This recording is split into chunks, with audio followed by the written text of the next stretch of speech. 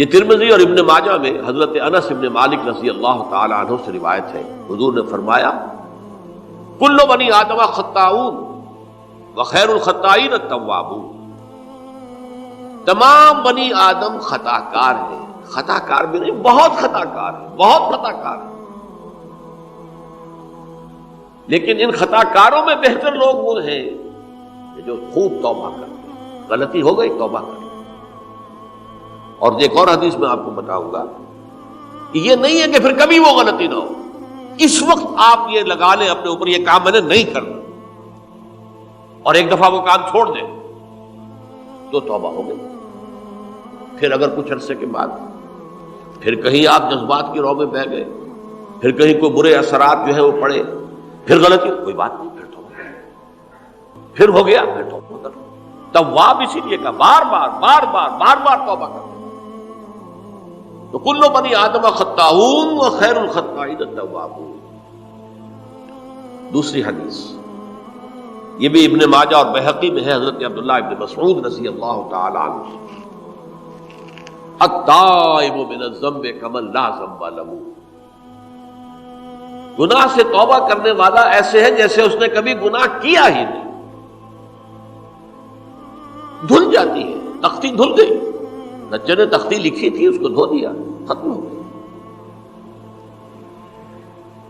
ایک حدیث تو پڑھ کر میں بھی چونکا، یہ اصل میں اسلوب ہے بیان کا، بتانے کے لیے کہ تمہارے دلوں کے اندر مایوسی کا غلبہ نہ ہو جائے۔ مایوس اصل میں جو ہے مایوسی یہ ابلیسیت ہے، نوٹ کر لیجئے اس کو، مایوسی ابلیسیت کی کا عکس ہے۔ مبلس کہتے کسے جو مایوس ہو گیا، ابلیس سب سے بڑھ کر مایوس جو ہے وہ ابلیس ہے، اسے معلوم میرا چھٹکارا تو نہیں ہے، لہذا میں جتنوں کو اپنے ساتھ لے کر جہنم میں جھونک دوں یہی میری کمائی ہے، میں نے تو بچنا نہیں۔ تو ابلیس کہتی ہے اس کو جو انتہائی مایوس، مبلس، جو رحمت خدا بندی سے مایوس ہو چکا۔ اب اس کو دور کرنے کے لیے حدیث سنیے، اور یہ حدیث مسلم شریف کی ہے، صحیحین کے اندر، حضرت ابو ہریرہ سے حضور فرماتے ہیں والذی نفسی بیدہ، قسم ہے اس ذات کی جس کے ہاتھ میں میری جان ہے، لو لم تذنبوا، اگر تم لوگ گناہ نہ کرتے، لذهب اللہ بکم، تو اللہ تعالیٰ تمہیں لے جاتا کہیں اور، وَلَجَاءَ بِقَوْمٍ يُذْنِبُونَ، اور پھر کسی ایسی مخلوق کو پیدا کرتا ہے جو گناہ کرتے، فَيَسْتَغْفِرُوا اللَّهَ، اور پھر وہ اللہ سے استغفار کرتے اور توبہ کرتے، فَيَغْفِرُ لَهُمْ، اور اللہ تعالیٰ انہیں معاف کر دیتا۔ اسی سے ملتی جلتی ایک حدیث ہے،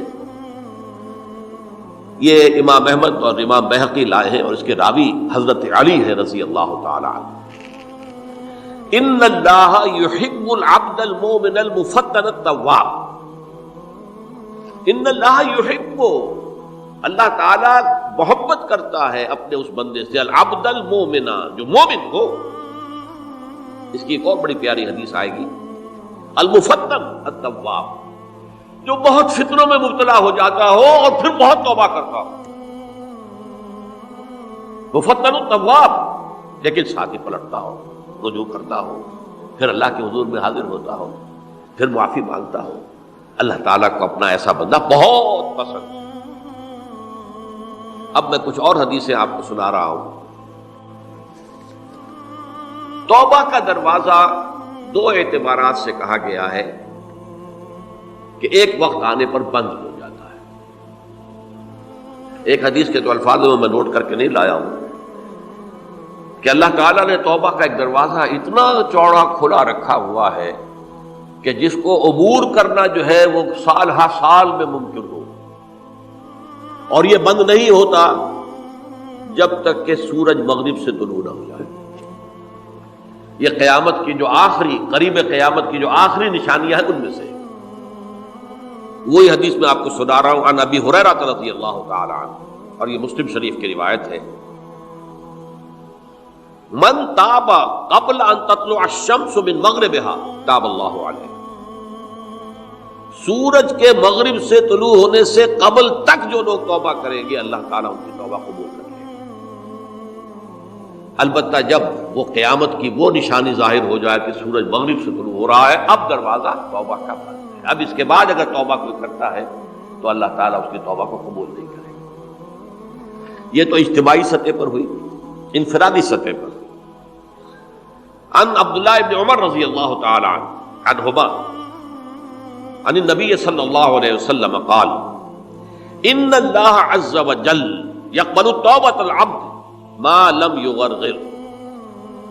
یہ ترمذی میں ہے حضرت عبداللہ ابن عمر رضی اللہ تعالی عنہما سے کہ اللہ تعالیٰ اپنے بندے کی توبہ قبول کرتا ہے جب تک کہ وہ جسے ہم کہتے ہیں گھنگرو نہ بولنے لگے حلق کے اندر، جبکہ نزع عالم نزع ہو اور جان جو ہے وہ آ کر پھر یہاں اٹکتی ہے، تو اس وقت تک دروازہ کھلا ہے توبہ. لیکن جب یہ شکل ہو گئی تو دروازہ بند ہے. یہ انفرادی سطح پر ہو گیا. جب آپ کے موت کے آثار اتنے واضح ہو گئے کہ اب جا رہے ہیں، اب توبہ کریں گے تو توبہ قبول نہیں ہوگی. اجتماعی سطح پر جب قیامت جو ہے اس کی وہ گھڑی آ گئی کہ سورج مغرب سے طلوع ہو گیا، اب توبہ کا دروازہ بند. ایک اور حدیث ہے جو میں نے بہت مرتبہ اس کا ترجمہ تو آپ کو بہت دفعہ سنایا ہے، آج میں چاہتا ہوں اس کو پورے متن کے ساتھ آپ کے سامنے رکھوں. یہ حضرت انس ابن مالک رضی اللہ تعالی عنہ سے مروی روایت ہے جو حضور کے خادم خاص تھے، اور یہ متفق علیہ بھی ہے، یعنی بخاری میں بھی ہے، مسلم میں بھی ہے، لیکن تھوڑا سا فرق ہے الفاظ کا. تو جو مسلم شریف کی روایت ہے اس کے الفاظ کیا ہیں؟ للہ اشد فرحا بتوبۃ عبدہ حین یتوب الیہ. جان لو اللہ تعالی کو زیادہ خوشی ہوتی ہے اپنے کسی گناہ گار بندے کی توبہ سے جبکہ وہ توبہ کرتا ہے. کس سے زیادہ ہوتی ہے؟ اب اس کی ایک تمثیل دی. من احدکم، ایک ایسے شخص سے بھی زیادہ بڑھ کر خوشی ہوتی ہے کان علی راحلتہ بارض الفلات، کہ جو بہت ہی دور دراز کے اور سنسان علاقے میں سفر کر رہا تھا.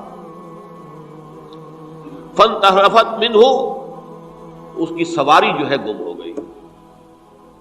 وعلیہا طعامہ وشرابہ، اسی پر اس کا کھانا بھی تھا اور پانی بھی تھا. اونٹنی پر سفر کر رہا تھا، اسی پر ہوتا ہے راحلہ جو ہے راستے کا سامان.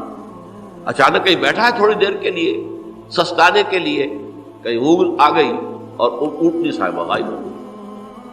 اب آنکھ کھلی اور اس نے دیکھا.